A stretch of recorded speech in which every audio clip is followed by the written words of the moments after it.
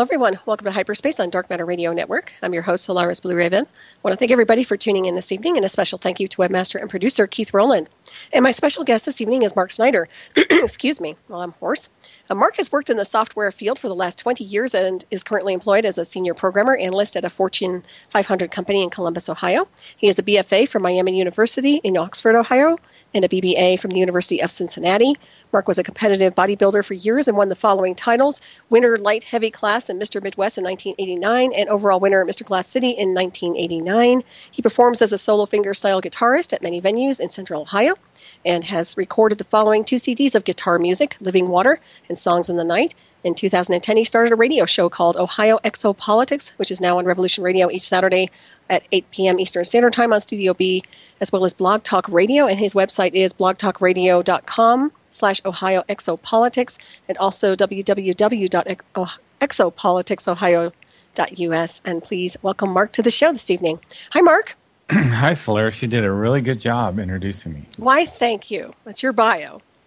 And thank you for joining us again here with the Billy Meier material, by the way. It's my pleasure. And you want to put on the very end of all that, Mark is a regular guy. Okay, yeah, I know. That's my new thing. I guess you can't be too regular, though, if you study the Billy Meier material. That's what I would say. I think that makes you a little bit unique, wouldn't you? That's a nice way to put it. Yeah. Well, I'll go with that. Unique. Well, great. And also, now, I have to figure out where we left off, because the last time we talked, we covered a lot of material the last time, obviously. And you've been involved in some other things with the translations now. Is that correct? Yeah, I don't know how this has happened, but the group that I'm working with, there's a group that meets via the internet, mostly. The leader is in New Mexico. We got 3 or 4 people in Ohio, 1 person in California, another person, I think, from Michigan. Anyway, and you know, not everybody comes all the time, but one way or another, I'm starting to dive into the German of these contact notes. In case your listeners don't know, Billy has 3 categories of contact notes. The first category that were recorded were his contacts with Svath. When he was a young boy, Billy had 11 years of contacts with an extraterrestrial man named Svath. And then he had 11 years of contacts with a woman named Asket. And then he had about 11 years of a normal life. And then back about 1975, his public mission started. And he's had contacts then up to the current day. The official contacts ended in 1995, but he still gets contacts once or twice a year from 2 individuals, which I'll talk about a little bit later. But there's roughly 600 contact notes in the category that started from 1975 to today. Wow. Yeah. So there's so much reading. It's incredible, Solaris. I was going to say 600 contact notes, and that's a lot of data. And, of course, you guys are working on the translation between German into English, right? Exactly. Wow. Yeah. And some of those, they're like little booklets. Some of them are only a page. Other bigger contacts are 100 pages, and the real big ones, can be maybe close to 200. I haven't really counted. Probably the biggest contact is 251, and I haven't printed that one out yet. So would these contact notes be kind of a diary? That's a good way to put it. Mm-hmm. What happens is Billy has face-to-face contacts, and then after the contact is over, he'll sit in front of his computer. And then from the ship, they transfer to him the dialogue exactly as it happened. And then he types it out at about 60 words a minute with one hand. That's bizarre. It's very bizarre. And I think the dialogue that comes to him isn't in German or English. It's in a symbolic language. It's in kind of a spiritual telepathy. At least that's what I remember vaguely. Well, that's very interesting. Yeah, Billy was taught, when he was a young boy, when he met with Svath, he was taught spiritual telepathy so that he can pull information down from these spiritual levels as well. Mm-hmm. So a lot of his book material comes not only from the contacts, but also from information he's pulled out of the impulses of the universal storage banks. That's fascinating. Yeah. So you say face-to-face now. When did that stop? When did the face-to-face contact stop? Was that when maybe, what year was that? Do you know? I don't. The face-to-face contacts never really have stopped. They've just, the official contacts ended in 1995, and that's that mysterious time when the Plejaren left. That's interesting. And they wouldn't tell us why. And not only that is, there were other extraterrestrial groups that left at that same time. Do you think they were pushed out? Something happened. And again, they wouldn't tell us why, but, people speculate there is some other extraterrestrial group here now. Well, that's what it sounds like to me. If I had to, kind of take a look at that, it sounds like there might be an opposing force to some degree, but it wouldn't be a very positive one. What do you think? Yeah, I could speculate. Well, yeah, I mean, we could go down that rabbit hole and kind of look at whatever reptilians they say. But seriously, that's very interesting how they left in 1995. And what I find more fascinating is the fact that he's actually had face-to-face contact. And my other question would be, is there any way anybody's ever filmed that? Almost all of his contacts were face-to-face. Mm-hmm. He's had just a small percentage were telepathic only. The Plejaren do not like to be photographed or filmed. 2 women were photographed. 2 women from the Tao universe were photographed. Now, the reason they don't like to be photographed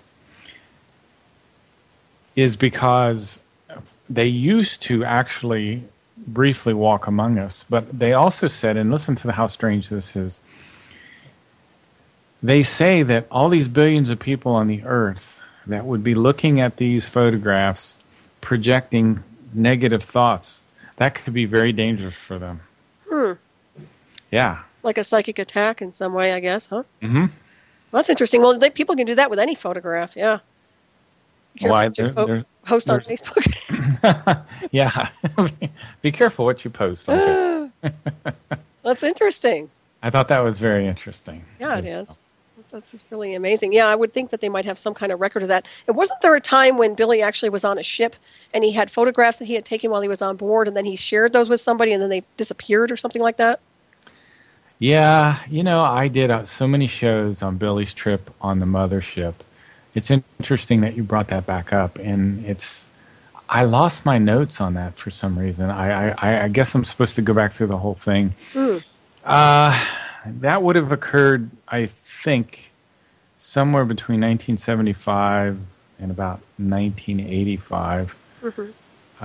Semyase took Billy up, and first he was in orbit around the Earth, and they watched the Soyuz and the Apollo hookup, with the Russians and the U.S., the hookup there. And then they went from there, they went past Venus, and Semyase said some things to Billy about Venus that we're not supposed to hear yet. Then they went to Mars, and Semyase talked a little bit about the history of Mars. And then they went out to around Jupiter, and the great mothership was circling Jupiter at that time. And this thing is massive. It's taller than like the tallest mountain on the United States, and it's 10 miles wide. And she took her beam ship into an opening, and when they came inside this thing, there was like this big, humongous open area where a lot of beam ships were parked. So she parked her beam ship over in one area, and then they got out of the beam ship and they started to walk. Well, in the center of this gigantic mothership, they have, for lack of a better word, something that looks like a big forest. So they ended up walking through these beautiful forests with, trees and like rolling hills and water and everything. And the little transport vehicle came down, and they both got into this transport vehicle, and they went completely vertical.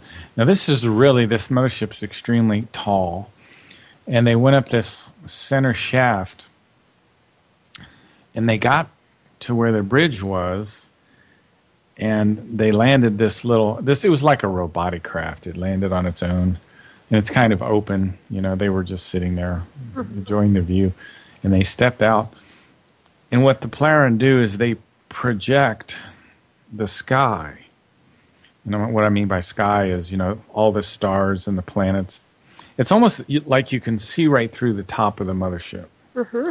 So it's just billions of stars. It's just this stunning, stunning view.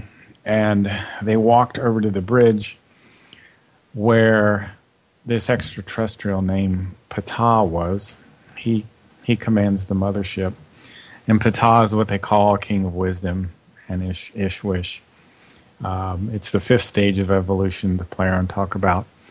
A man who has great knowledge.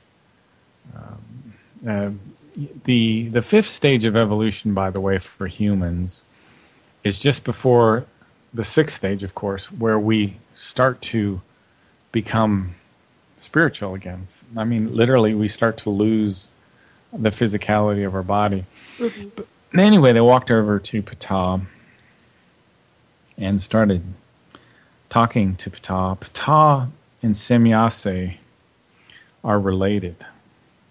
I think P.A is her father, believe it or not. And P.A explained, first he welcomed Billy onto the ship, and P.A explained they were getting ready to do one of their jumps. The ships, they leave the material part of the universe, and they jump from star to star. The whole ship is turned into like fine matter. Mm-hmm. And they leave the layer of the universe that we're in, and they go into this other layer, this other realm, where time is very different, and they can jump. In this case, they were jumping to the Ring Nebula. Mm. And there's about 7 seconds in what you might call hyperspace, by the way. Mm-hmm. And there's this euphoric feeling that comes over you when you're in hyperspace for just those few seconds. And Billy was blown away by this. He never experienced this. He was amazed by this. And then when they got to the Ring Nebula, P.A explained to Billy that they call it JHWH Mata, or the Eye of God, because in the ancient past, one of these kings of wisdom, these Ishwishes that had gotten a little unbalanced, actually blew up a star there. Mm. And that's what remains of. And to them, it's like the symbol of human failure. Mm-hmm. How did he blow up the star? Did they describe that? They never elaborated, but they have said in the contact notes that the Lyrians had unbelievably powerful weapons, mm-hmm. and they would conquer peoples. They would colonize worlds, and they had weapons which would destroy worlds. Like particle beam, probably big time, enhanced. Yeah, something like that, I'm sure. Very, very interesting. Mm-hmm. So, to make a long story short, they did an extended hyperspace jump where they could stay in this other realm for minutes.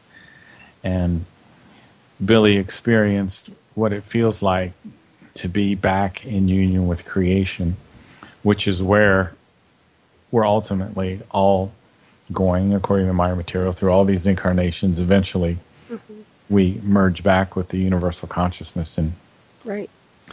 He explained it in the contact notes as like this indescribable euphoria. And when he came back into the physical, he was kind of a wreck because he wanted to go back. Mm-hmm. It was a really interesting story, but I don't know why I went into that whole thing. I didn't even know if that may not even have been your question. Well, actually, I'm very interested in what you had to say, so I'm glad you addressed that, and indirectly. But, when you're talking about what he calls the expanded consciousness, the merge with source is what I would call it, and I believe that that's what we're all ascending into once we start that that level of exploration on the higher level of spirituality. So, very, very interesting information right there. And, when you were describing the scenery in the ship, or on the ship rather, it reminds me of virtual space. And of course, the concept of actually focusing on something in space and the illusion of space, and then being their manifestation instantaneously, simultaneously, which of course I believe is the way they navigate through consciousness. One thing he said is when they were about to do a jump, he would look at the ceiling of the mothership where all the stars were, and they would blur just for a few seconds. And they would all there'd be this white light, and they would all blur, and then they'd poof be wherever they jumped to. That's fascinating. I remembered him talking about that anyway. And he still gets these contact notes. Obviously, he still has contact. He still has contacts. There are almost 600 contacts. His Pleiadian contacts are mostly with Semyase, Ptah, or Quetzal. His first contacts with Semyase occurred back in 1975, and she would land her beam ship, in the beginning, there in Switzerland during the day, and she would get out and walk over and sit under a tree with Billy and have these incredibly beautiful conversations with him. Particularly the 10th one is one of my favorites. And she talked about what she called the creation. And she said that love and wisdom go together, and that the creation and its laws are love and wisdom at the same time. And then she started describing the human spirit to Billy, and she put it like this. She said, every human has within them a spirit that does not die and does not sleep, that records all of your thoughts and all your impulsations. And it will tell you if your thinking is right or wrong if you've learned to pay attention to it. And she said the spirit is the wonder of all wonders, and all power comes from it. She also stated the human spirit is the seed of the infinite, and few are aware of that, but it will take sound logic and freedom from unreal teaching to unlock the power of the human spirit. That's beautiful.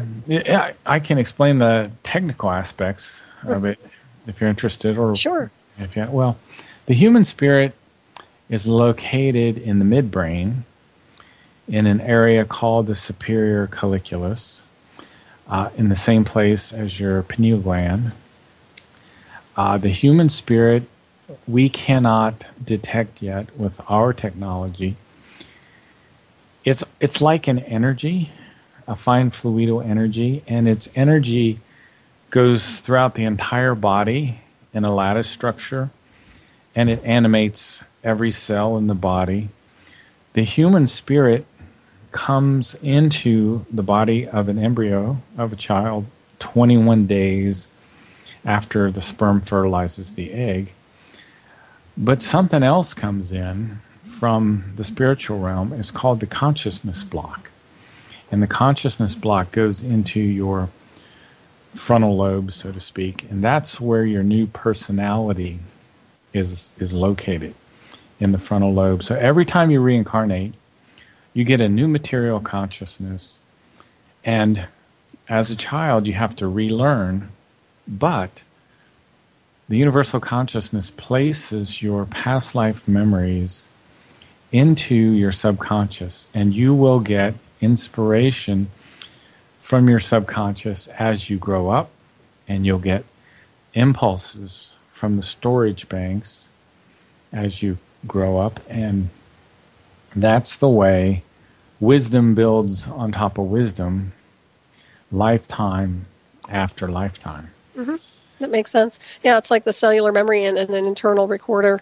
Yeah, that makes perfect sense on so many different levels. You know what I was thinking about is it's almost like, well, these days spirit, what is considered to be spirit, is almost converted into a ghost due to some of the misuse of technology.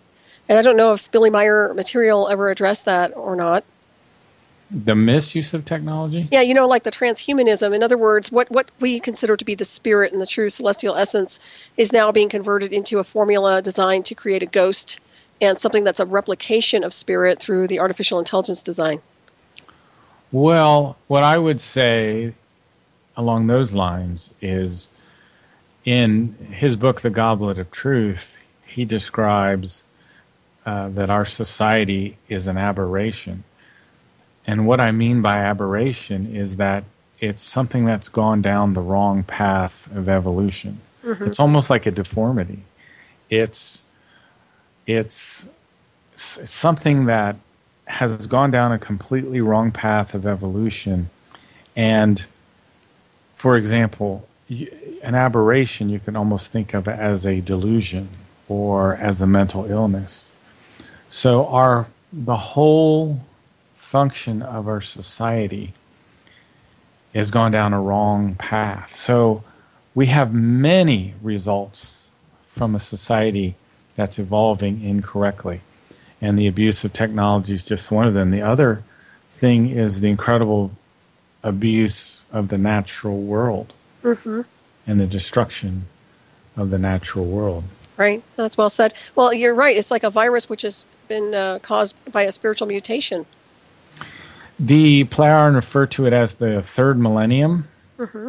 And when Billy was a young boy, his first mentor, Svath, said that the third millennium would begin on Earth when the United States would drop the atomic bombs on Hiroshima and Nagasaki. And that during the third millennium, there would be a slowly spreading confusion and maliciousness come over the earth, that the leaders of the earth would become megalomaniacal, and they would take away people's rights of self-determination. And the leaders would be grandiose in their thinking, but the people would become obtuse, they'd become dumbed down, they'd be indolent, they'd be lazy, they would become indifferent. And then in the third millennium, there would be this breeding ground for conflict and this slowly spreading maliciousness and confusion over the world and a slowly approaching global collapse, which he calls the third global conflagration, which may be the collapse of nature or a war. He says that the conflict of the industrialized nations is almost inevitable at this point. That's interesting. So he doesn't see a way to alter this through a mass evolution of consciousness? There is that possibility. Mm-hmm. There is that possibility that we could, through a mass change of consciousness, stop all of these events from happening. It's very interesting. If you step back, to about 8,900 years ago, one of the incarnations of the Meier spirit form was a man that we call Enoch. They call Henoch. And this was about 8,900 years ago. He wrote something called the Henoch Prophecies, which stated that in the North American continent will occur the greatest disaster in recorded history, where there would be the release of chemical, biological, and nuclear weapons that would run outside of human control. And the Meier material explains in that same contact, that same writing, the Henoch Prophecies, that the United States may face 2 civil wars, that our country may be broken up into as many as 5 different areas. Mm-hmm. Another thing that was said, which I thought was interesting, is that England would fall. Mm-hmm. And I think, I don't know if this for sure from memory, I'd have to look it up, but I think it has something to do with Islamic influence. Well, that's already happening. It is. In fact, in Contact 251, which was written in 1995, Billy talked about a man called the Rat Catcher, R-A-T, Rat Catcher, or the Pied Piper, he was also called, which would be a kind of a religious leader which would come to power in the Middle East. And I recently heard from one of the people in Switzerland, this Abu Bakr al-Baghdadi, the current leader of ISIS, is the Pied Piper. So from what I hear, ISIS, although it may be backed to a degree by the United States, might be backed by Qatar, Saudi Arabia, the United Arab Emirates, those are very rich countries. It's a very real threat. So we'll have to pay close attention to that. Yeah, that's pretty interesting. Well, for every agenda, there's a counterattack, obviously. But I find that interesting. Now, you're talking again about the 1995, right? And that's when they left, right? I never made that connection. Jeez, And then did they ever say they were coming back? Oh, I don't think they are. You don't think so? Are they expecting us to ascend and meet them? No, I don't. See, the Plyaran, they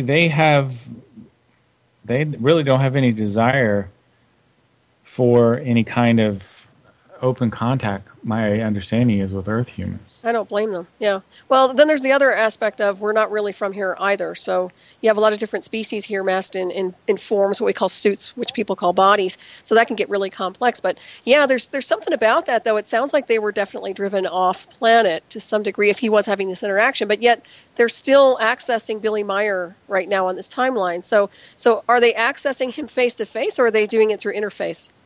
No, they will beam him up into the ship, or the contacts are typically always face to face. Wow, still to this day. Yeah. Wow, that's fascinating. And is he still being tracked? I know we talked about him being tracked by government in the past. I haven't read anything along those lines. I know that at one time the Plyaran would not allow him to give all the information that he was given. For example, he wasn't allowed to tell about the moon landings. The Meier material explains that the first moon landing was a fake, that we eventually got there. But it was stated in the contact notes that Billy would be killed by the Secret Service of the United States if he said certain things like that. So there has been things that were withheld for a time. So he could be, I would assume he would be at some level being monitored still. I would think so as well. Yeah, especially if he's still having some kind of a contact or connection. So that's pretty interesting right there. Well, Colonel Wendell Stevens did an investigation for about 5 years where he brought a whole private investigations team over there. Right. And every time Colonel Stevens left, he would be debriefed by the CIA. Yeah. So. Well, they don't just debrief for nothing. So obviously there was a reason behind all that for sure, as we all know. And you know about the 21 attempts on his life. Yeah, you mentioned that. So yeah, that's just insanity. That is insanity. Yeah, it's just amazing to me. There was a lot of pressure from the group too, just from the group. The interactions from the group members.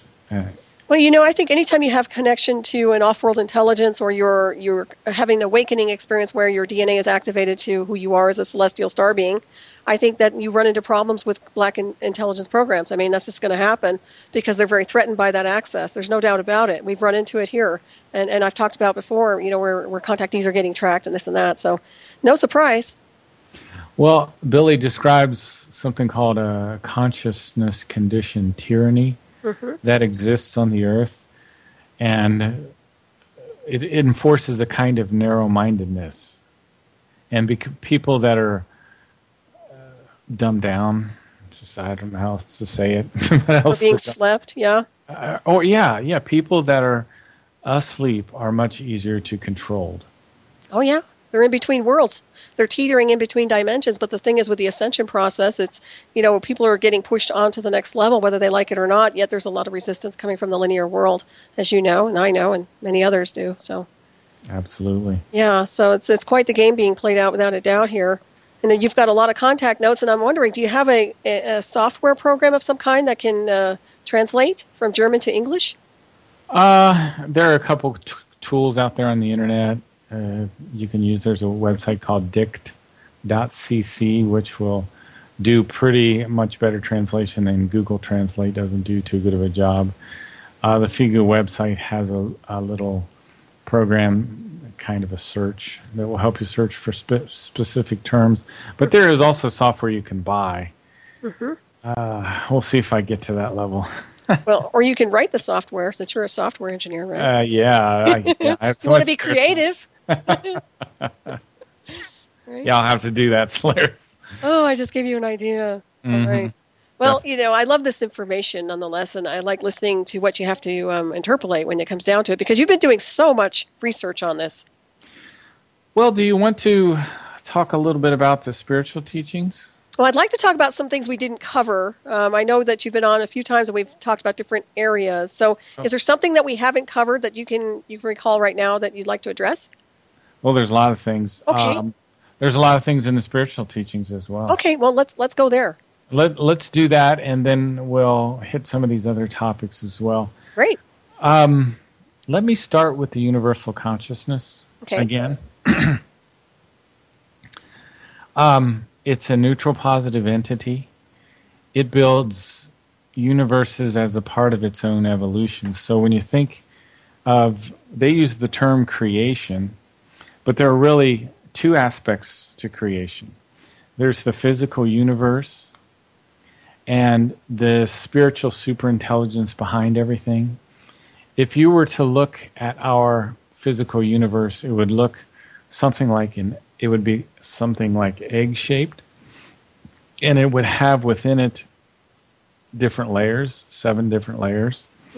The fourth layer is what they call the material belt. That's where all of our stars and galaxies reside. And it's an immense, immense area. For example, the Milky Way galaxy is about 100,000 light years across. That means if you were traveling at the speed of light, it would take you 100,000 years to get across. Well, there are 100, or roughly 100 billion galaxies in our universe. To complicate things even farther, the Meier material explains that within the universe are different space-time configurations.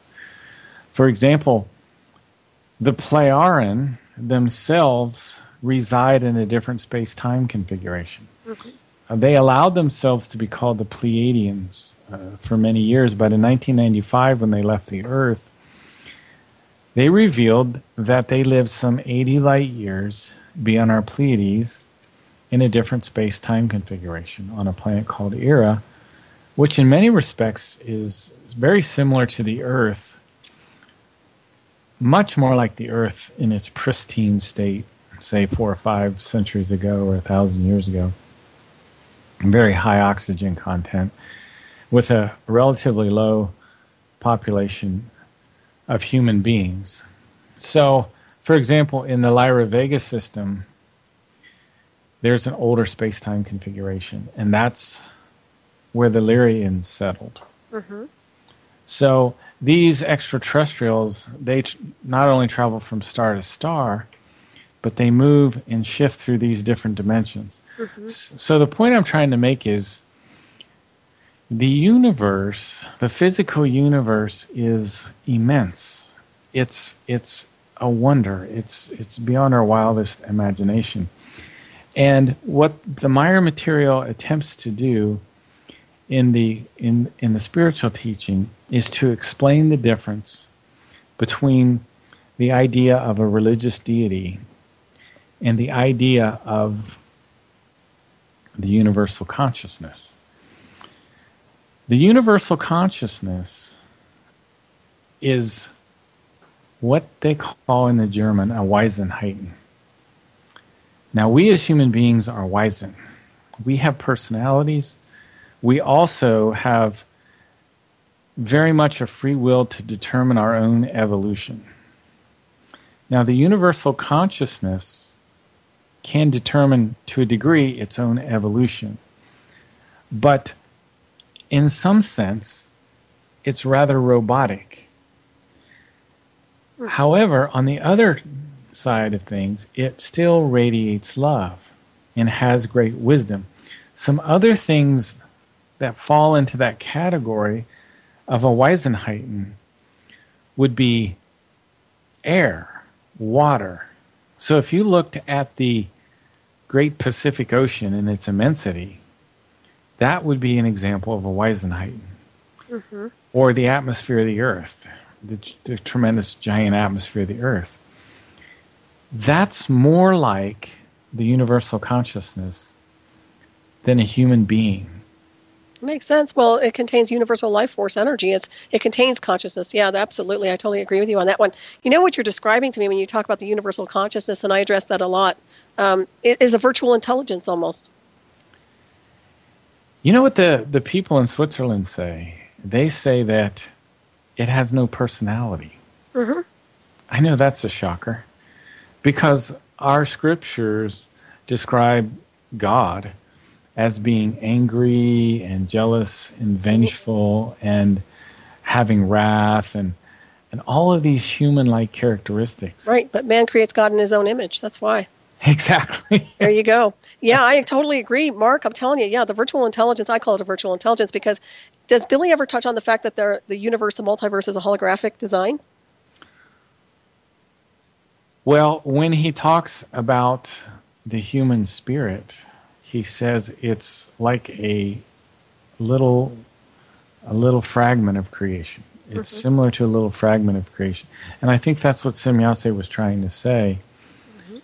And later on in that Contact 10, she says, the human spirit, the human, is the microcosm within the macrocosm.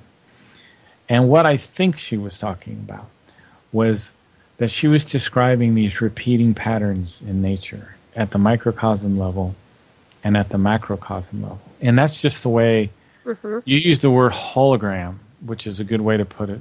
Because a hologram also has repeating patterns where each smallest part of it is like a miniature of the whole. Right. So that's kind of the way the human spirit is. And when I think of the repeating patterns of nature, I think of the branching structure, for example, in our circulatory system, is also similar to the branching structure in trees. And that it's similar to the same pattern, that the branching pattern that forms in lightning. Right. And we see a spiral pattern in our DNA, and we see a spiral in the seashell. Yep. And we see the spiraling arms of the galaxy. The electrons rotate around the nucleus of the atom, the planets rotate around the star, the solar system rotates around the galaxy. Which is a big black hole. Which has a big black hole in the center. We're just flying through a black hole, that's all. Wakey when we're over. So we have these incredible repeating patterns in nature. I agree. So that goes along with your idea of the fractal. But that's the physical aspect of nature. And Billy has a wonderful writing. He has a couple books he's written on love. One's called The Law of Love, which I've only read fragments of. And another one's called Love Letter 27, which I've only read fragments from as well.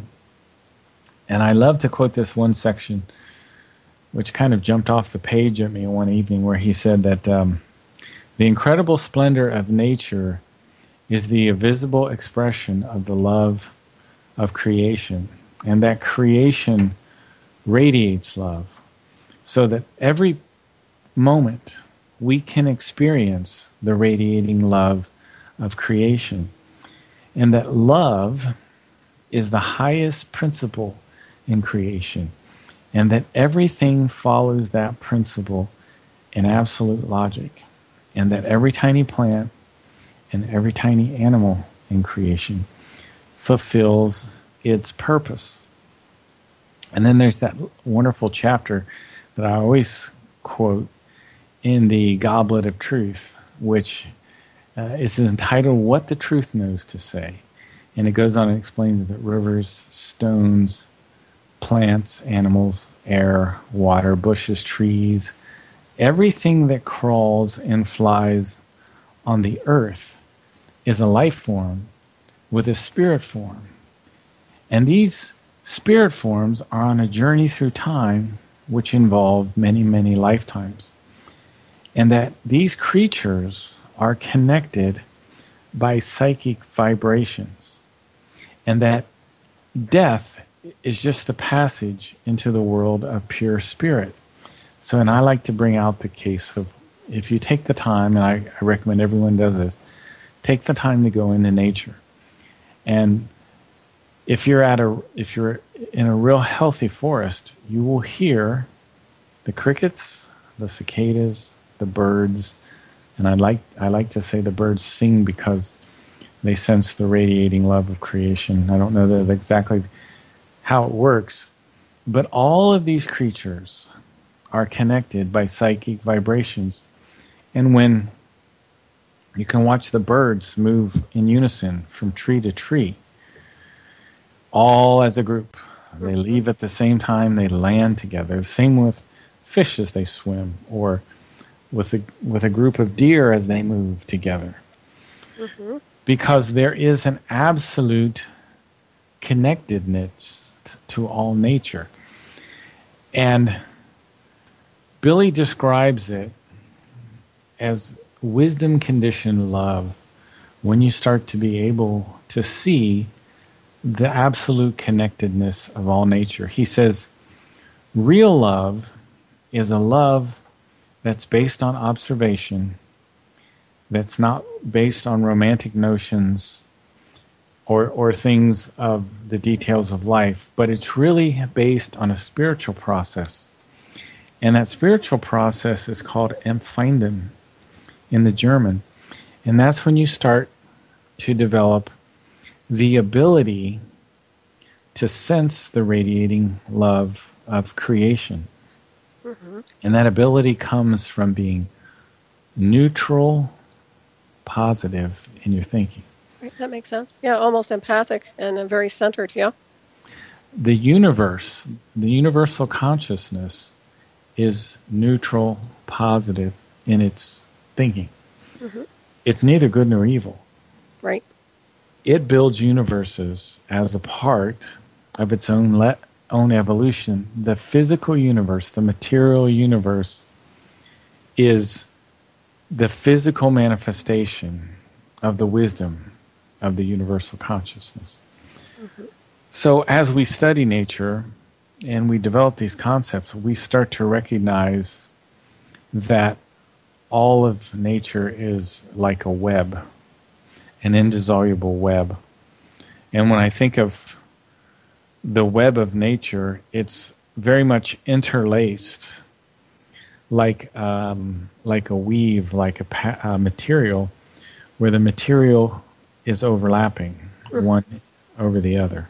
Yeah, that makes sense. Well, it's the web of life. And, it's interesting. You're talking about a type of what I would say like an electrical impulse for communication insofar as other species go. And it reminds me of the hive collective. But then I look at the planet itself as an intelligent design with a form of consciousness. And obviously this planet is in communication with other planets and star systems, yet we don't realize that type of language.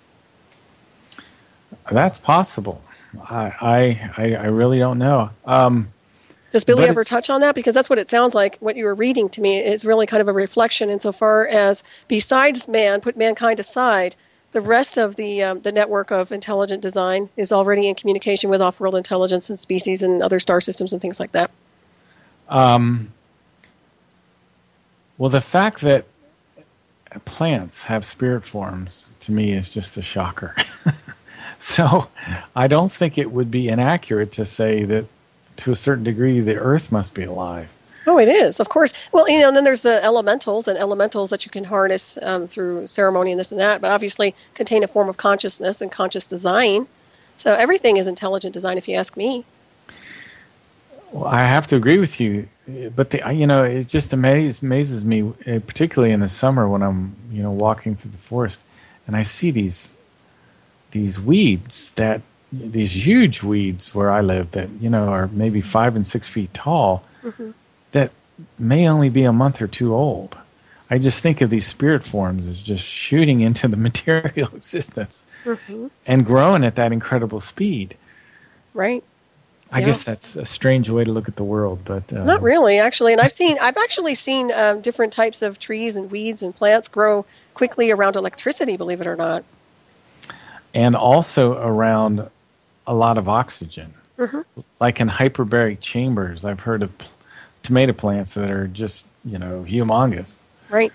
Yeah. So, But the thing is, Mark, there's nothing that we can't do as a civilization if we actually focus on a higher level of spirituality and consciousness. I mean, we really can do great things, but I think mankind has been derailed, as you touched on earlier, to some degree. There's been a glitch in the matrix, whatever you want to call it, that's kind of derailed the civilization. well, Billy has written a whole book called The Might of the Thoughts. Hmm. And he talks about how your consciousness is like a garden. And if it's correctly maintained, you will pull the weeds out of your garden. You will take out the confusing and the destructive thoughts. And you'll clarify your own thoughts. And that's why I think it's valuable for people to repeat, to go over their own thoughts. Mm-hmm. And the one thing you don't want to do is repeat negative thoughts. Because negative thoughts can lead to psychical disorders and psychological illnesses. Mm-hmm, exactly. And there's the other part of that, too, where they know this in some of these divisions, and that's why they deploy psychotronic hardware, which actually destroys conscious thought and actually does that exact what you're saying. It creates repetitive negative dialogue. So just so when you understand that, and I understand that there's a technological feed that's being deployed, not on every person per se, but it has happened. So, yeah, so that's part of it too, Mark. Now you can see how there's a polarization between higher consciousness and those who do not want people ascending to that level. What I've been telling you here comes pretty much all from memory, but there is something I would like to read to you that Billy talks about evil. And he said, something like a universal evil does not exist, but there exists an energy block around the planet that consists of religious delusion and nonsense and other negative thoughts emanated by human beings who are thinking along such lines. The people who are living and held in bondage by the belief systems are constantly influenced by that negative block of energy, like a vicious circle. Entities like the devil, Satan, demons, etc. are nothing real, but just figments of religious delusion and imagination. Breaking the cycle, he says, will begin 800 years from now, when on a larger scale people will start to occupy themselves with a realization that there is a truth. But until the broad masses start profoundly thinking about the truth, there will be the pass of much more time. And 800 years from now is when the Meier material is really supposed to get popular. Wow, that's fascinating. Of course, we won't be on the planet then, but...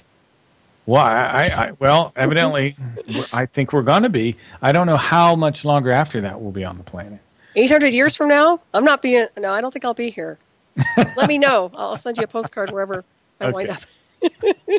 He said that in the book called The Psyche, he explains that the human spirit forms which are currently on the planet will have to leave the Earth to finish their evolution. Mm-hmm. So the damage we've done to the Earth is going to probably require us to go to another world to finish our evolution. Well, we're on an interesting course, without a doubt. Yep. And it isn't all good. No, not at all. I try to stay neutral. I really do. And even with the transhumanism stuff, I'm trying to stay neutral with the whole scenario and take the best of all scenes. But I'm telling you, it's really, really bizarre to observe this. Being neutral is the best way to think. I think so. I really do. Yeah, detach emotionally, for sure. It's hard sometimes because your thinking can tend to get out of control very, very easily. Right. And then you're dealing with lower aspects of the emotional body, mental body, and you have to kind of, once again, it's the cobweb thing where you clear all that out and then you navigate from the higher spectrum. Well, the interesting thinking about thinking is that we have a material consciousness and we have a spiritual consciousness. And the spiritual consciousness particularly the Gemut, which controls the thoughts and feelings associated with our spirit, the Gemut only absorbs neutral positive impulses. Just like the universal consciousness only thinks in neutral positive impulses. And that's the way we're supposed to think. And when you meditate, when you clear your mind and focus on one thing, you go into that neutral positive place. And you go back into a neutral balance. Yep, I agree. Same thing with martial arts. Yeah. It's just basically moving from your center. Yep, absolutely. Well, the thing about using filters, too, to filter out, any type of negativity in any form of design is very, that's something that people should probably focus on a little bit more, especially nowadays, because we're getting bombarded with all sorts of weirdness, Yeah, and I think things are going to get more difficult in the third millennium before they get better. Right. And, of course, Billy's touched on that quite a bit insofar as where our end game goes, right? Yeah, he said that eventually the mission is successful, but it will be 800 years from now when the people of the earth finally start to turn to the spiritual teachings. I guess it would be interesting to see what the planet looks like at that point in the continuum. You know what I really enjoy talking about, if you wanted to get into some material that's a little bit different, we can talk about some of the things that I've been studying in relationship to, we might want to get, I don't know, we've got a few minutes before we have to go to the second half, but I can at least introduce you to this. Because there was a time when the earth, how can I put this? We've been, like I said last show, after the fall of Atlantis and Lemuria, it was about 11.5 thousand years ago, when the Lemurians slammed that asteroid into the earth and caused the pole shift. Now, before that, our poles were beautiful places. I don't know how, but we had like permanent summer on both poles. And the North Polar area was called Hyperborea. It had an eternal summer all the time, and it was very beautiful. And the Earth was in a lot different alignment than it is now. And our area of Florida was up near the North Pole. But when the asteroid slammed into the Earth shifted on its axis. And the Earth was devastated for the longest time. Now, for example, the Nazi mystics knew about Hyperborea, but they didn't know about the pole shift. And that's where the name for the Thule Society comes from, because they were searching for Ultima Thule, which was said to be the capital of Hyperborea. And about the time that Atlantis and Lemuria was about to start into warfare, a king of wisdom came to the earth, but he was unbalanced. His name was Eris the Barbarian, and he first took over Hyperborea. And his son, Eris II, took over India and the areas related to that. Well, Eris had 200 leaders and sub-leaders that were under him. One of those sub-leaders was a very good scientist named Semyasa. Now, Semyasa mated with an earth woman who they called the Evas, the native earth people, and they had an offspring which they called an Adam.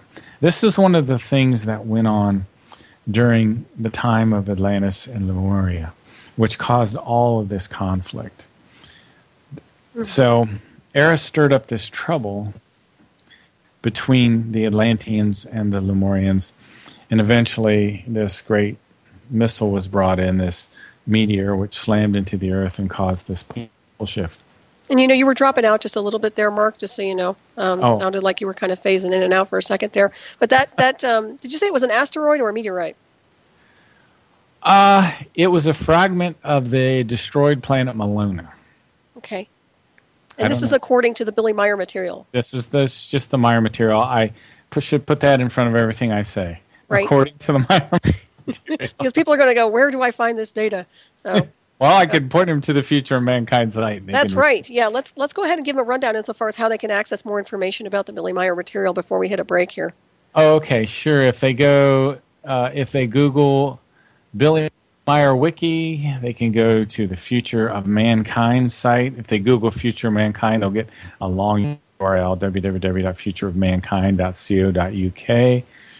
If they Google FIGU, then they can go out to the FIGU site, which is really Billy's organization. Some of it's in German, some of it's in English. And if they Google Ohio Exopolitics, they'll eventually come up with my other website. That's an awesome website, by the way. Oh, have you seen it? Exopoliticsohio.us. Mm-hmm. And I have a Billy Meier page there.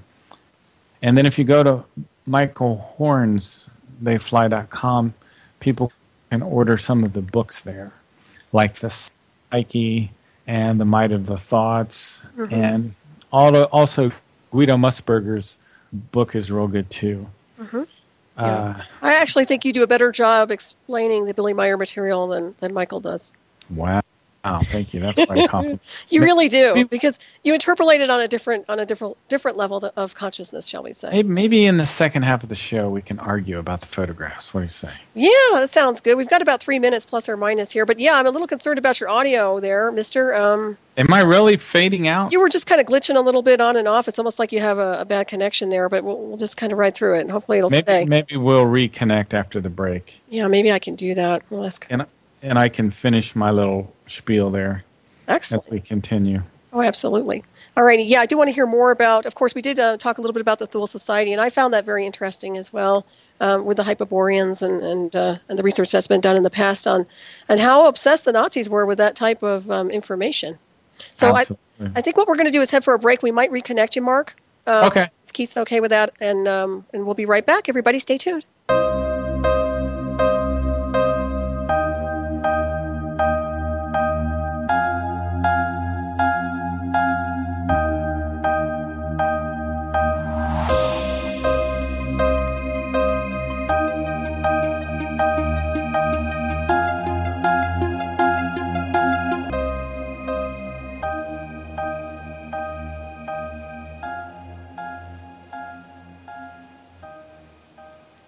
Welcome back, everybody, to Dark Matter Radio Network and Hyperspace. I'm your host, Solaris BlueRaven, and I'm here with my very special guest, Mark Snider. Mark, you with me? Yes, ma'am. Thank you. Oh, you're just so polite. You do that to me all the time. Oh, do I? Yes, ma'am. Thank you. You're very you can call me Solaris, remember? Okay, Solaris. I have a tremendous toleration for repetition, so if I'm becoming too repetitious, let me know. Okay. I could pick back up with Hyperborea. Yeah, wherever you were going to head after that sequence of the Hyperborean information, yeah, if you want to continue on through that, that's fine. And then I'll kind of cue you if I hear something that sounds familiar from the last show. Okay. The other thing is we can talk about King Arthur. Mm-hmm. Oh, we didn't touch on that much. We didn't touch on that on Merlin and I don't King think Arthur. so. No, I'd like to discuss that for sure. Yeah, we'll definitely get to that. Okay. And there's a lot of interesting prophetical material from Contact 150 as well. Maybe we can touch on that.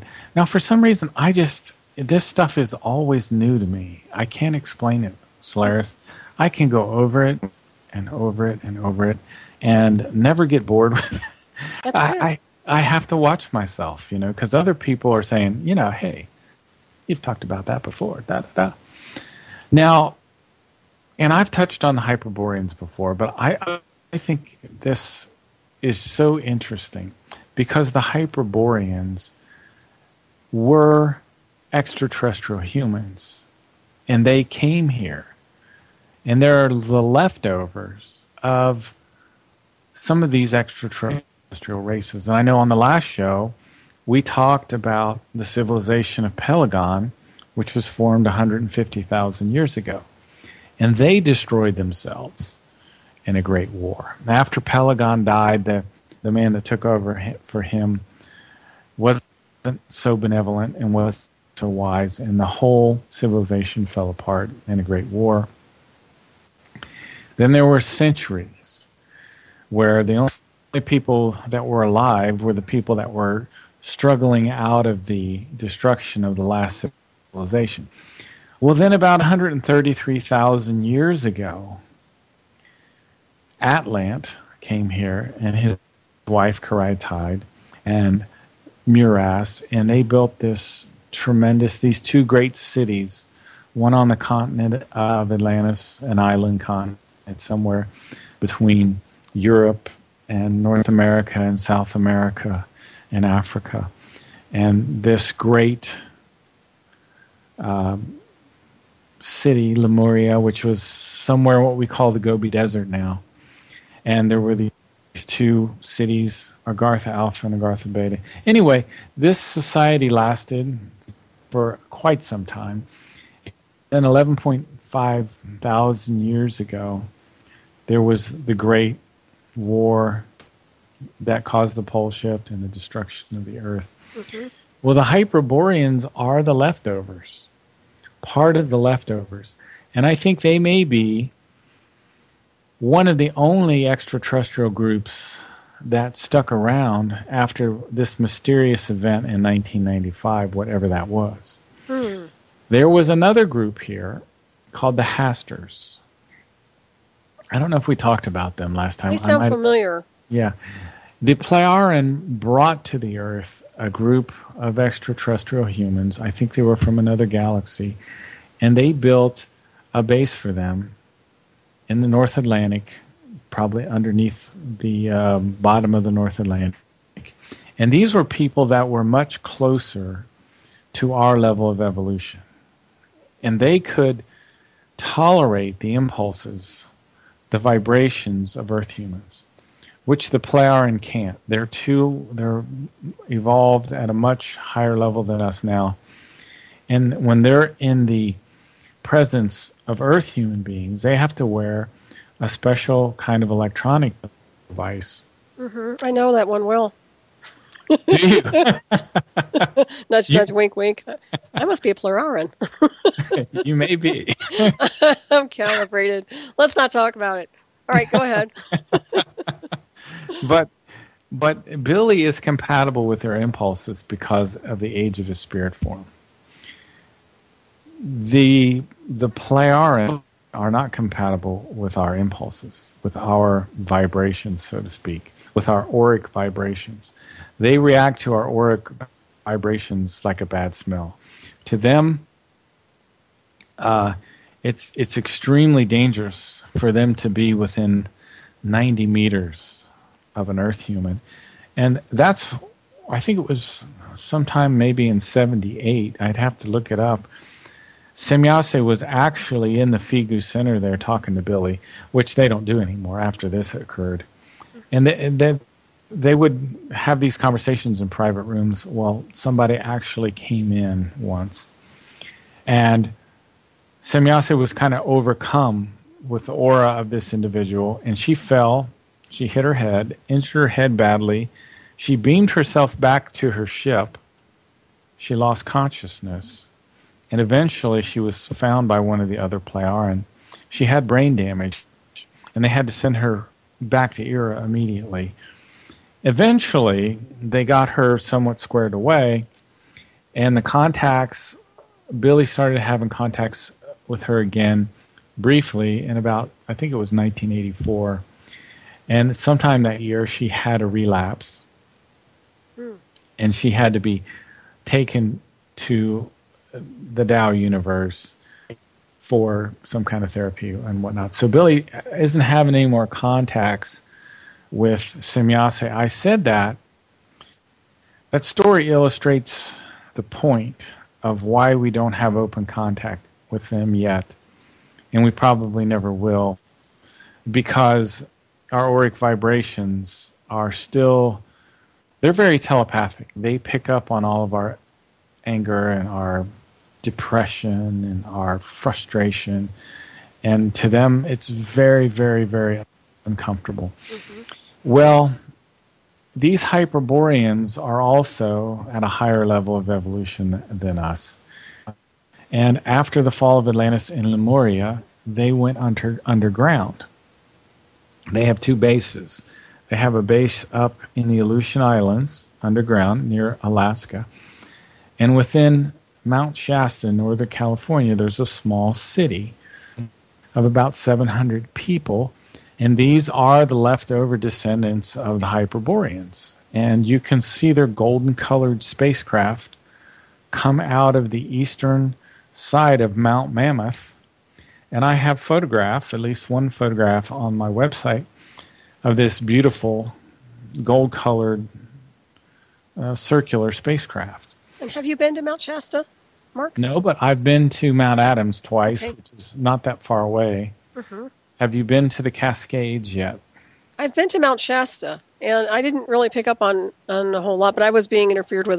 That's a long story. But anyways, I do hear there's a strong military presence around both of those areas. Is that correct or no? I'm not sure, but I tell you what, there are a lot of strange things in the sky at Mount Adams. Mm-hmm. If you go up to James Gilliland's, right? I've been there twice, and I wasn't disappointed. It was pretty amazing stuff. And the energy's there, too. It's different. The energy level there is very different. Is that because there's a vortex on the property, or what's the story behind that? Boy, I don't know. But people that go up there, they also have the right attitude. Mm-hmm. Very loving, very open-minded, very accepting people. And it's a good experience. I would like to go back there. In my meditations, a lot of times I can visualize that mountain very clearly. It's incredibly beautiful. Nice. Mount Shasta is probably very, very similar. Anyway, there within Mount Shasta are these blonde-haired people, these Hyperboreans. I don't think they left in 1995. I really don't think so. I almost think of them as Earth humans, by the way. They've been on the Earth here for about 190,000 years. Mm-hmm. And in some way, they're related to the current white human race. One of their kings of wisdom commissioned Noah to build the Great Ark. And they didn't call him Noah.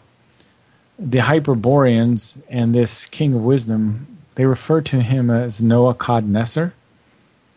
And Noah-Codnesser was about 10 feet tall. And the king of wisdom that gave Noah-Codnesser his great wisdom was also one that had influenced Henoch. And Henoch, there were actually 3 Henochs that existed on the earth.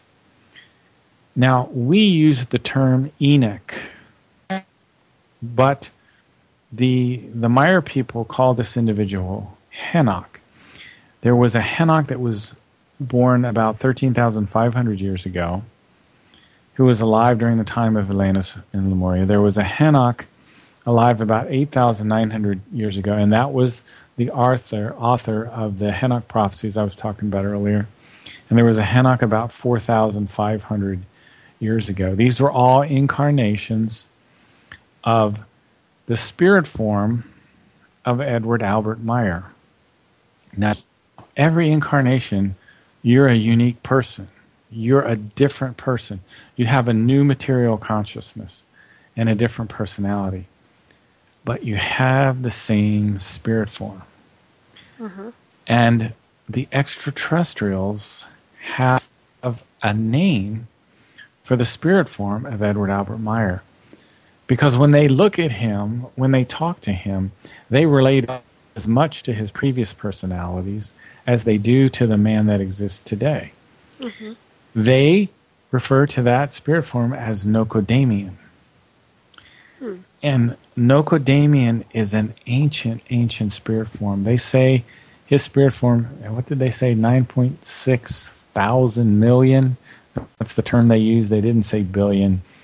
because billion has a different meaning in the United States than it does in Germany and whatnot. So they use 9.6 thousand million years. So this spirit form has been incarnating on the earth for the past 13,000 years. And it has influenced different people at different times. The spirit form did. Anyway, Noah Codnesser was influenced by these Hyperboreans, and there was this teacher, this king of wisdom, that warned him about the flood. Now, the flood took place, this particular flood took place about 100,000 years ago. There were multiple floods on the earth because there was this periodic body which came through called the Destroyer Comet. The Destroyer Comet is this giant comet. It's 1.7 times the mass of the Earth. And it used to come through our solar system about every 500 years and cause all kinds of havoc. It brought Venus in. Venus used to be a moon of Uranus. It caused tremendous floods. Anyway, it caused this flood 100,000 years ago when Noah Codnesser lived. Noah, by the way, was almost 10 feet tall. A giant by our standards. Truly a giant. Which was not that uncommon back then. Mm-hmm. But the ark landed not at the height of the summit, not at the peak of Ararat, but about 30 kilometers away. Otherwise, the animals, the large four-footed animals, could have never gotten through. Now, this flood was about 100,000 years ago. There was another flood that occurred about 9,500 years ago. And I will tell you about this quickly. There was a king, King Sarid, and he had a son who was a great remote viewer. Excuse me, it was King Saluk. His son was Sarid. And he saw in the future this giant flood. He saw a giant comet, and he saw smaller comets behind it, and he saw this great flood occur. And his father listened to him. So they made preparations, and they poured like this lime over the Great Pyramid to make it watertight. They put food and water in the Great Pyramid, and then there were these old cubicle constructions down there. They were about some 72,000 years old. And they rode out this great flood, which occurred about 9,500 years ago. So there have been multiple floods. Mm-hmm. And the Earth, the history of the Earth is fascinating. It's amazing. I mean, the Great Pyramid, for example, is 73,000 years old. So what we've had is the rise and the fall and the rise and fall of civilizations. And the original settlers of the Earth were extraterrestrial humans.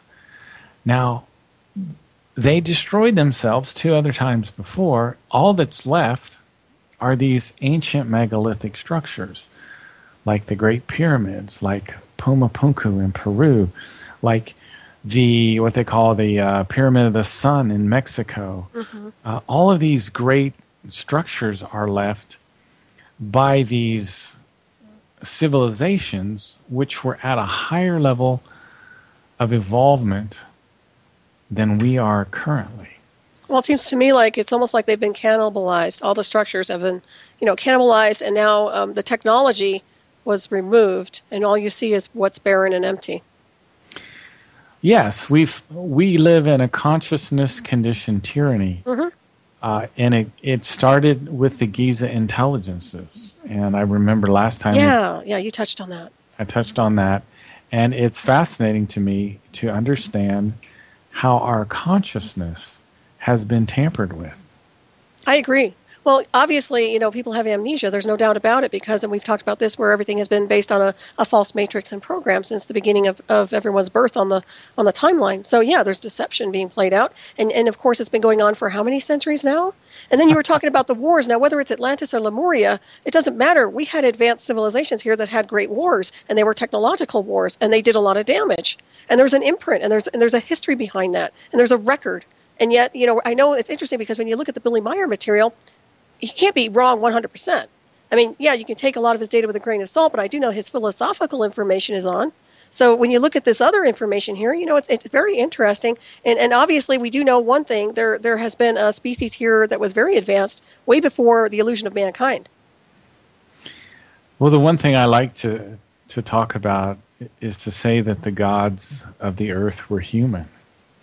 They came from the depths of space, and they created religions, and they demanded worship. And they eventually died off or they left. But the concept of an anthropomorphic God has stuck with the people of the earth. But the creator of the universe is not anthropomorphic. Mm-hmm.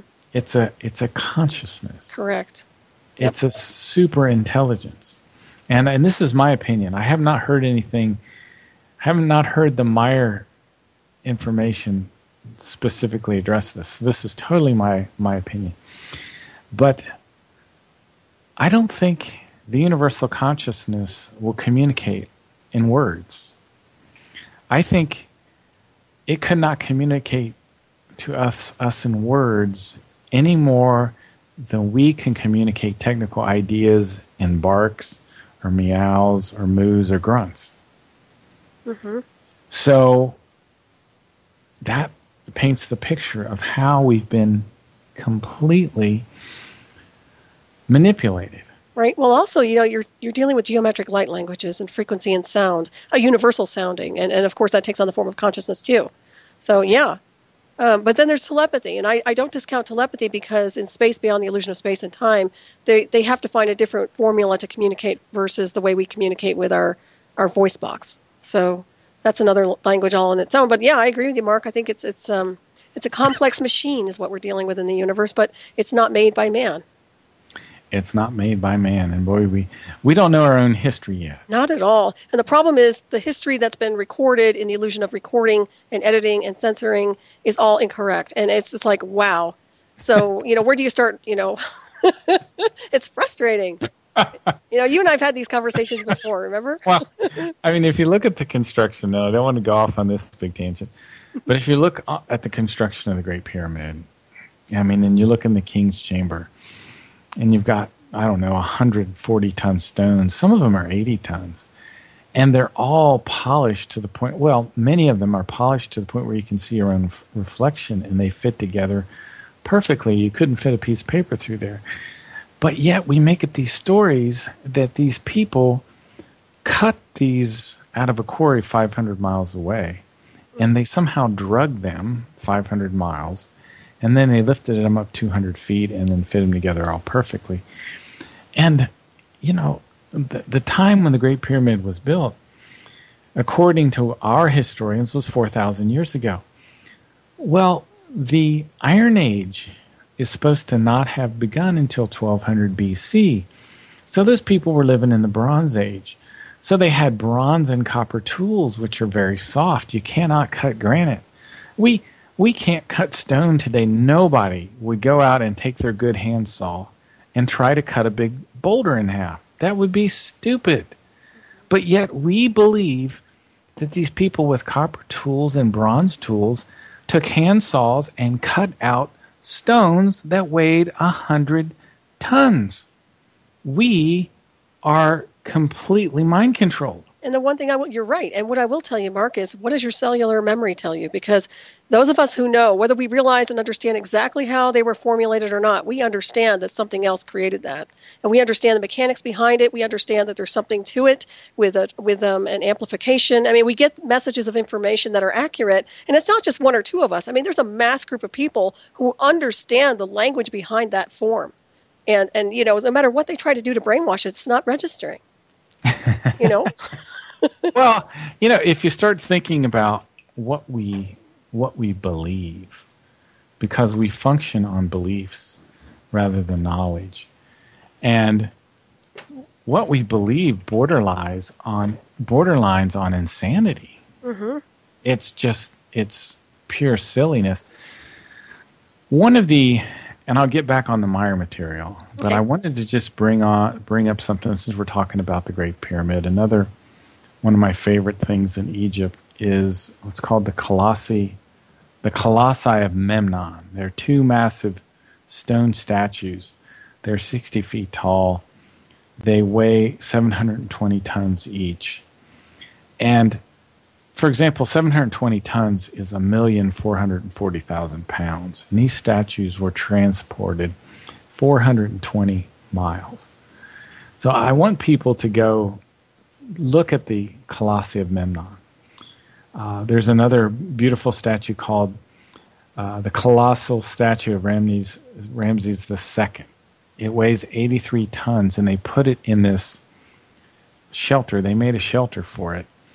And it's this beautiful, perfectly sculpted sculpture. It's just beautiful. And the other thing people need to take a look at is something called the unfinished obelisk. It's the largest known ancient obelisk. It's 1,200 tons. It's awesome. And these are the structures that exist on the earth, the structures that we cannot build. So, what I'll do now, if you'd like, is move on to the stories of the Druids. Yes. And That's Merlin. Okay, go ahead. Because I talked about the Iron Age. Well, the Iron Age, as I said, began in about 1200 BC, but it really didn't get rolling so much until maybe the 4th or the 5th century. And what we had was the rise of the Druids, which was an educated, a professional class. These were Celtic peoples in Britain and Ireland. And Merlin was considered a Druid prince. He was a doctor, he was a teacher, he was a prophet. He lived in South Wales. Now, Merlin, he's a kind of a legendary figure, and he's supposed to have been a wizard in the stories of King Arthur. He wasn't really a wizard, by the way. He was a man that had gotten a hold of one of the scrolls of Henoch, and he had learned how to meditate very well. And he eventually, through his meditations, learned remote viewing. Now, the Christians at the time thought he was messing with the devil or whatever. So he got this image of being a wizard. He lived in a castle.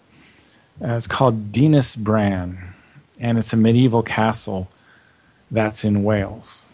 And both Merlin and his father were said to have paranormal abilities. And like I said, the religious people at the time thought they were influenced by the devil. But he got this ability to see through his meditations. And there was eventually this old script written, the Prophete Merlin or something. It was written down many centuries later by a Welsh cleric, maybe in 1135 AD, long after Merlin was gone. Merlin was around the 4th or 5th century. And Merlin would see these visions and he would write them down. And sometimes he would, for example, he saw a vision of two dragons fighting, one red and one white. And the dragons, the white was the victorious dragon that was representative of the Saxons, and the red dragon was the British race. And there's another legend where, and this is purely a legend, this isn't the Meier material, where Stonehenge was built, part of it, by a giant that worked with Merlin, supposedly. And if you guys are interested in learning more about the whole Merlin story, which, by the way, is, I mean, it's just kind of out there, but I'm just throwing that out. It's kind of strange. It's in Contact Report 469. Oh, excellent. Yeah. So anyway, Merlin was given a powerful sword by an extraterrestrial woman named Curadwina. Now, this sword was where the legend of Excalibur came from. The sword was said to have been forged on the Isle of Avalon. And it was supposed to emit like these lightning-like rays. They called it the lightning sword. And it actually had a name. Khalid Fluch, I think, is the name they gave it. Now, Merlin used it mostly for personal defense, but he did end up giving it to King Arthur, who fought many bloody battles with this weapon. Now, our history says King Arthur was a nice guy. Now, the Meier material says no. The King Arthur and his knights were brutal, and they were murderers in many ways. In fact, King Arthur is also known as the Boar of Cornwall. And he was brutal and he was stubborn. And according to the Meier material, to him life meant little, very little. And he ruled in the early 6th and the late 5th centuries. But when King Arthur died, Merlin eventually got this sword back, and he gave it to this Caradwina, who was an extraterrestrial, a Plejaren, and gave it back to her, and she left the Earth and took it off the Earth. So, according to Meier material, and I know that's really out there, according to Meier material, that's the true story of Merlin and King Arthur. Well, that's very interesting. It is very interesting. I'll just leave it at that. I mean, but you have to ask yourself, why would he make it up, first of all? You know what I mean, Mark? When you yeah. I mean, if he wanted to put a science fiction book out, he would have done that. If he wanted to write fantasy, he would have written fantasy and not put it in a contact note, right? Right. I mean, that's what I'm wondering. It's very interesting. But yeah, I'd say just read it and assess it for yourselves.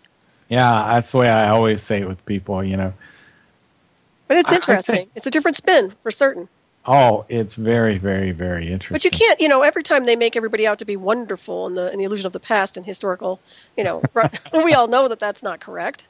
Yeah, there's not too many of us that are actually wonderful in real life. No. Maybe a few of us. Now,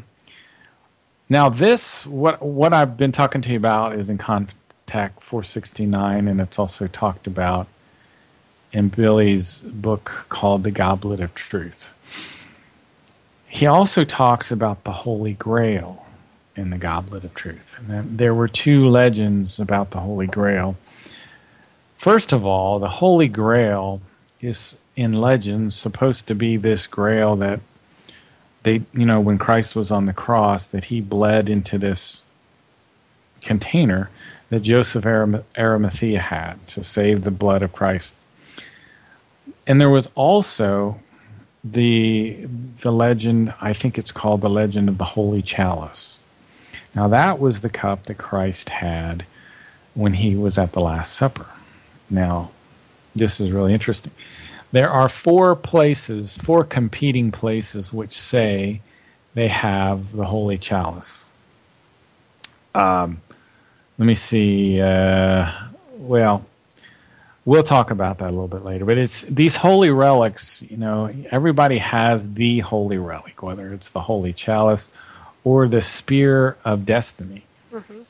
Now, that's another thing I'd like to talk about a little bit, since we're on this whole thing about holy relics, because Billy has this section in the Goblet of Truth where he talks about, for example, the Holy Grail. The legend of the Holy Grail is that it was used to contain the blood of Christ. But the Meier material says the reality of the Holy Grail was it was actually a place where Merlin and the Druids meditated. The Holy Grail was actually a place that had beautiful trees and a spring, like near a hill. That was actually a meditation place. That's interesting. Now, how that turned in the Holy Grail, I have no idea. Wow. But there are other religious relics that still exist. One is called the Holy Lance, or the Spear of Destiny. Mm-hmm. And there are 4 places on the earth today that argue that they have the original Holy Lance, the lance that was supposed to be thrust into the side of Christ when he was on the cross. The first one is in Rome, and is said to be preserved beneath the dome of St. Peter's Basilica. St. Peter's Basilica is very beautiful and very large, and it was actually part of it was architected by Michelangelo. The second Holy Lance is in Vienna, Austria. Now, it's very interesting because here pops up Hitler again. Hitler is always popular.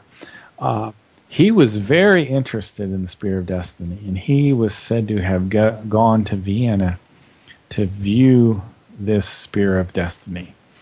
And he was obsessed in World War II to capture the spear. And there are a couple of books out. One book which claims that they did get the Spear of Destiny and that it was sent off to Antarctica. And it was kept down there. You know, they sent it to Antarctica in a U-boat. So the third Holy Lance that exists today is in a place called Armenia, which I think Armenia is east of Iran. It's a small country. And the fourth Holy Lance is said to be in Antioch, the cradle of Christianity. Antioch is an ancient Greek city. Now, it's interesting about Hitler. The Meier material says that Hitler worked, in addition with the Thule Society, with what I called during the last show the Giza intelligences, which have worked throughout history presenting these men of the past who presented themselves as the creator. You know, we have the incarnation of God on the earth as a human being, even in the ancient Indian writings like the Bhagavad Gita, where Lord Krishna he appears just before this great battle, and he gives this whole discourse called the Bhagavad Gita. And then we have Jehovah in the Old Testament. So we have, throughout history, supposedly these Giza intelligences that are presenting themselves as gods. And today we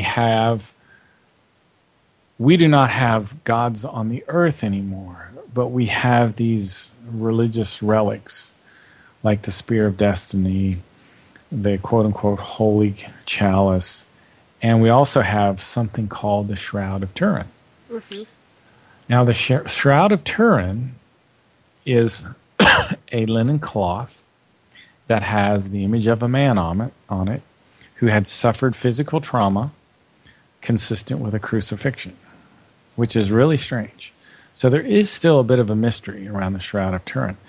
Now, the Meier material says the Shroud of Turin was actually the death mask of an Italian merchant called Cesare Canova, and that it was created by his brother, Luciano Canova, who was involved in alchemy. So I'm sorry to take the mystery out of it. That's what the Meier material says. Interestingly, the Shroud of Turin has been dated by, I think, 3 different universities, and they say with a 95% confidence that it was created around 1260 or 1390 AD. However, there was another group called the Turin Research Project that says that what they actually carbon dated was a fragment that was used to repair the shroud, and that the shroud itself is much, much older. Now, so we have these religious relics on the earth and these competing viewpoints. Right. And now, of course, we have the rise of a very fanatical kind of Islam, which is very, very brutal. So it'll be interesting to see how this battle of consciousness, that's what we're in. That's what it is. Yes, Isn't indeed. it? Yep, it's a battle of consciousness, and the interesting part is, you're talking about all these ancient artifacts and holy relics. And to me, they're metaphors, and they're symbolic of other things that are not necessarily physical, like you were describing. And also, the concept of a god being in creation or creating a god through all these different belief systems. Now, if you're dealing with a holographic planet and a holographic grid, it's like the holodeck in Star Trek, for example. You can go in and you can manifest something, and if you have amplification, you can actually create at will. So who's to say these guys weren't creating deity out of manifestation and amplification and creating these little battlefields of war? It could be. Yeah. The Meier material, he has a whole book dedicated to the power of thoughts. Mm-hmm. And it's something that it's hard to articulate, the power of our thoughts. I mean, all the great scientists throughout all the time, we are still influenced by their thoughts. Well, think about it too, Mark. Why is there such a push to control and manipulate the masses through thought control and mass consciousness? They want to control your thoughts. And the reason being is because thoughts are extremely powerful, as you and I both know. Exactly. And again, now we're getting back to the whole third millennium thing and what could potentially happen in our future. And when you think about thoughts, it just keeps bringing me back to Hitler for some reason. One of the things that Meier said about, Meier material says about Hitler is that he was actually part Jewish. I've heard that too. And that I heard someone else say that part of Hitler's problem was actually self-hatred. And I think he was suffering from syphilis near the end of the war. That's why he was doing some of the crazy things that he did. But the Plejaren have also said that he had great potential to do good things, which he could have done. Mm-hmm. He was a very special individual.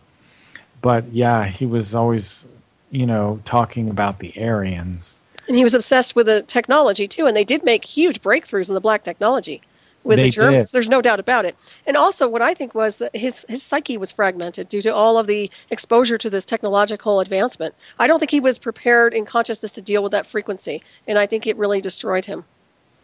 Isn't it interesting that small little country almost took over the world? Well, you know what? I don't believe they ever lost the war. You and I both kind of, maybe we don't know that. I do know that. They didn't lose that war. They went into the black space program. Oh, interesting. I mean, there's no way. I mean, when you look into it and you start seeing our technological advancement over the years after we acquired all of these scientists from the Germans, right? Then there's the Black Space Program, then there's the Fourth Reich. I mean, come on. I mean, when you start really decoding and looking into this, obviously, I don't believe they ever lost the war. I think the war has been about consciousness and technological advancement, and they've won, in my opinion. I wonder what's going to happen next because, is it Elon Musk who says he's going to Mars and I like him. I think he's a very bright guy. I'm trying to get him on my show. Are you? Yes, I'm trying to get him on my show. Is it working? Not yet. I've got a bug in his ear, really. Well, he's a billionaire. These billionaires they're real. Busy. They have consciousness. Yeah. They're busy. But the history and what's happening it's almost like things happening on a stage.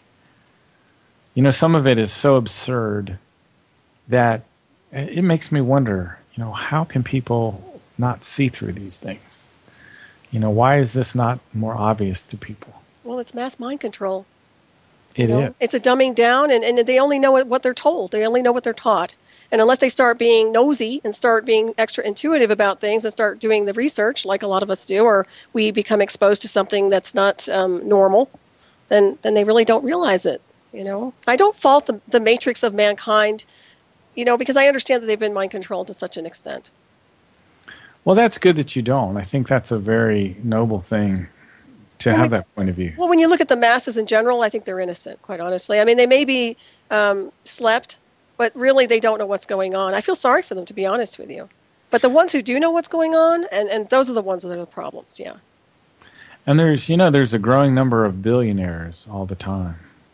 Mm-hmm. I don't know if you know that, but... Well, not in the U.S., or I'm not sure exactly. What location? Where on the map? I think some of them are even in the U.S. Mm-hmm. But I'm not saying that half the population isn't, very poor. I was going to say, I think our economy isn't doing so well, to be honest. That's what I'm saying. The billionaires are doing quite well, and then most people are really, really struggling. Well, I think it's investments. I mean, and I'm not big on investing, but I think that's where making some money really lies, to be honest with you. And I think that the influx of more immigrants is going to be one of the biggest problems that we're facing. And we really should shut our borders. I think we should, because what's going on in other countries, people don't realize. And this also intersects with the Meier material. And one of the biggest problems that we have on the earth, according to Plaiarin, is overpopulation. And I know that many of your listeners are going to think, oh no, this guy is, giving false information out. But let me just throw out a couple things, a couple statistics that, see, we in this country yet are not suffering the way the rest of the world is. For example, roughly 4 million people are born on the street and die on the street every year in India. 18 million people starve to death every year in the world. There is a net gain, and this is mind-boggling information. There's a net gain of 9,000 newborns per hour over the number of deaths. That's just staggering. Now, and this is, again... So we need another planet, Mark. That's really what it comes down to. We need another planet. That would be a start. Let me give you, for example, Ohio. 11.5 million people. I think much of Ohio is overpopulated, and this is my opinion. Now, in my opinion, I would like to see more. I would like to see us go back to, say, how things were in the 1800s, where there were more large forested areas everywhere. I wouldn't trade a forest for a parking lot or a mall or office buildings. That's just me. But now, for example, I'm talking about Ohio with 11.5 million people. Think of a country like Bangladesh, which is about the size of Ohio, the size of Iowa, with 157 million people. That's a lot. It's hard to imagine. Those people are going to be coming here. The people from India, the people from Mexico, the people from places like Bangladesh. And the world population is growing by 77 million people annually, which I can't even imagine that. It's too big. The numbers are too big for me to imagine. Well, you can look at it this way. They talk about breakaway societies, and maybe we can, those of us who want to move on to the next level in consciousness can go to another planet, a new Earth star, and they can take this one. What do you think? Either that or we can close our borders. Yeah, I don't think that's going to happen right now. It's easier to go to another planet than I think so. I really do. Yeah. But you're right. So how does the Meier material connect in with the overpopulation? What does he say about that? I've been very fortunate for one reason or another within the last 2 or 3 months. I've been in close contact with a person in Switzerland who is like, her name is Marianne, and she's like one of Billy's right-hand people. And she said that overpopulation is even going to become much, much worse. And I think at that point it will be very obvious to everyone. But they say that's our biggest problem right now is overpopulation. Well, I think overpopulation and the lack of education, they go hand in hand. So that's a problem right there. If you don't have people educated, then you have a huge mass populace of people who are illiterate and can't read and can't write. And yeah, you're going to run into some problems. There's no doubt about that. I agree with you. That's a very important point. And the human suffering is pretty staggering. Disease. Disease. And, for example, in Africa, like 6 out of every 8 children in some areas starve to death. And can you imagine being a mother and you've had 6 children starve to death? I can't imagine. I can't imagine even having to watch one of my dogs starve to death. That's just... We don't even think that way. Well, the thing is, we can feed the world, and you and I know that. This doesn't have to be going this direction. It doesn't have to be going this bad, but there are other underlying problems. For example, like our aquifers are being depleted. Mm-hmm. And the Ogallala Aquifer in the Great Plains in the United States, it's one of the... Go ahead. No, I was going to ask you, are they being depleted or are they being privatized? They're both. They're being depleted. An example of the Ogallala Aquifer, which had an average depth of 240 feet, and it's like 174,000 square miles. It covers 8 states. It's monstrous. South Dakota, Nebraska, Wyoming, Colorado, Kansas, et cetera, et cetera. But the average depth now is down to 80 feet. Oh, no. Really? Yes. And scientists say it would take 6,000 years for that aquifer to be replenished. How is that happening, Mark? Because of we've been feeding the world for years. I know that. Weren't we shipping water to China at some point, too? Well, we're shipping water to China now. That's an issue. But the issue is we've been feeding the world for years, and we're not going to be able to do that anymore because of our aquifers being depleted. That's unfortunate. That's extremely serious. Mm-hmm. Very much so, yeah.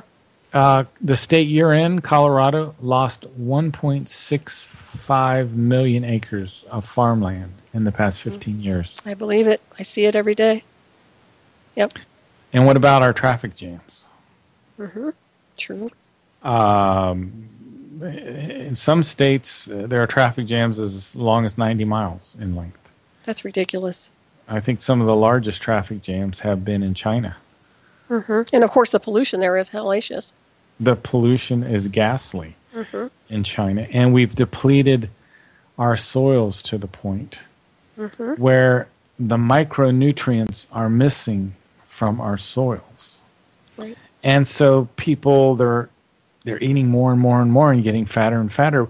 What they're really craving are the nutrients. The nutrients which aren't there. Right. Well, that's the GMO stuff, too. It doesn't have any nutrition to it. And that's why I try to bring up to people to start learning to grow your own food. Mm-hmm. Well, I think organic is the way to go, to be honest. You know, it's a lot more expensive, but definitely is the way to go. And if you can grow your own, that's even better, yeah. We've got 6 raised beds, and it helps. It helps. We even have, we're starting to grow plants even in the house in the winter. And it helps, even if you can't completely support yourself. But what we have to do is to become free of this system. Mm-hmm. Because the system is undependable and it's going to collapse. Mm-hmm. We're going to have to become self-sufficient. And we're going to have to take our minds back and our lives back from this system which is completely running out of control. Yeah, it's definitely an unstoppable train right now, if you ask me. On a global scale, Mark, I'm not even looking at the U.S. only. I mean, I'm just saying the whole thing is just unstoppable right now. It's just full speed ahead. But but I do see that we can turn it around. I mean, if you have the intent and desire to do so. Well, the plans of ISIS is to establish a Islamic caliphate, and they're in Mosul now. And they're trying to take over Syria. And the Meier material said something about England falling. I don't know if this is going to happen tomorrow. And maybe it won't happen at all, and I certainly hope not. But we need to disassociate. We need to become independent. We need to become, provide our own foods.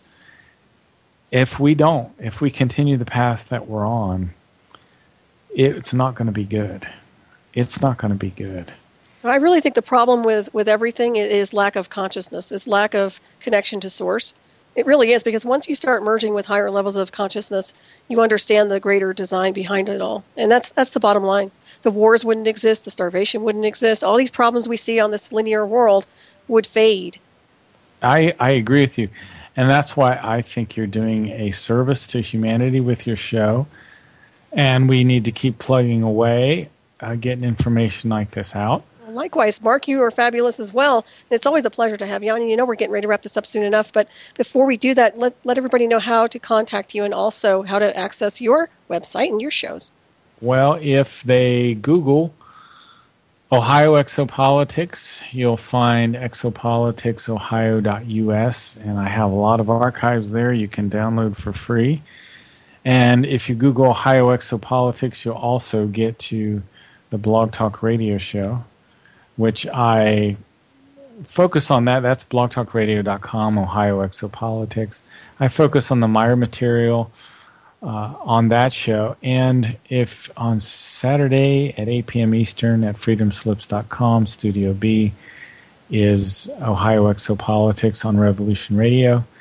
And we have wonderful guests like Solaris, BlueRaven, who was on our roundtable. Well, thank you. That was fun. That was a good discussion, wasn't it? Certainly was. And I was going to ask you real quick, we've got 4 minutes plus or minus here. But do you remember when you interviewed Henry Kroll? Yes. And he was talking about the sun and Orion? Yes. That really bugs me, and I'm going to do a lot of research on that. I don't know if you want to kind of touch on that with the audience or not. Oh, why does it bug you? Because I just want to do more research. I just get this feeling about it, Nobody ever talks about our sun. The birthplace of the sun, Orion. Yeah. I mean, how much do you hear about that, really? I don't hear that much about it. And I think there were a group of extraterrestrials from Orion that played a role in the building of the Great Pyramid, and I think part of its alignment is associated with Orion. Well, that's it. That's exactly what I'm looking at, and that's why it keeps bugging me, because there's something that he's saying that I think has some severe impact in a positive way.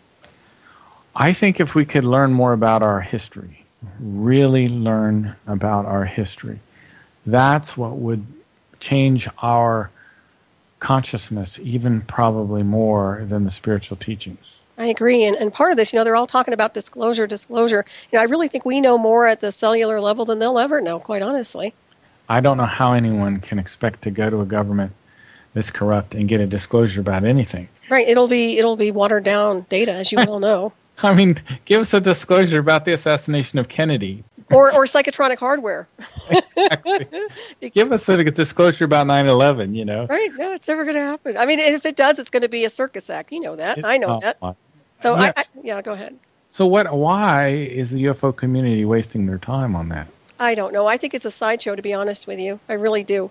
And let's see here. We've got about 2 minutes left here. Everybody, I just want to thank you again, Mark, for being with us tonight. It's been awesome to have you. And I want to thank everybody for tuning into the show this evening as well. And also stay tuned we've got Researcher on a Mission with Dr. J coming up next here on the Dark Matter Radio Network. And I think we've got maybe a minute and a half here, plus or minus, Mark. So is there anything you want to discuss in that time?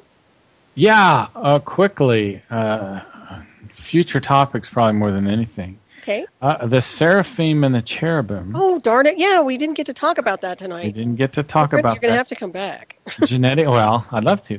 Genetic engineering, gene manipulation, which occurred in the ancient past, and it appears in our book of Revelation, but was actually genetic engineering, something we can definitely touch on next time. See, that's another thing. That the engineering has been going on for a very, very long time. It's not just now with the transhumanism. And the seraphim and the cherubim were the cross between animal and human. And I think that's going to happen again here during this age of transitions, or the age of transhumanism as it comes in.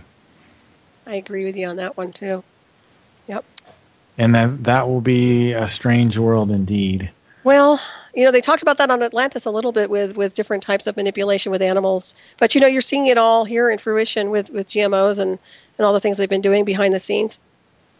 Indeed. And I think you have a few memories about Atlantis, don't you? You keep probing me on that. So I'm going to have to talk about it at some point in the continuum. I'm sorry. I'm walking on thin ice there. I'll write a book. I told everybody I'll start writing a book about that on Atlantis. I think you should. Yeah, and maybe you can join in and help me with that. Well, maybe I can help you remember. Oh, that's right. Thank you. The right question. I appreciate it. Thank you, Mark. Thank you, everybody. Thank you, Keith. Have a great week, everybody. Happy New Year.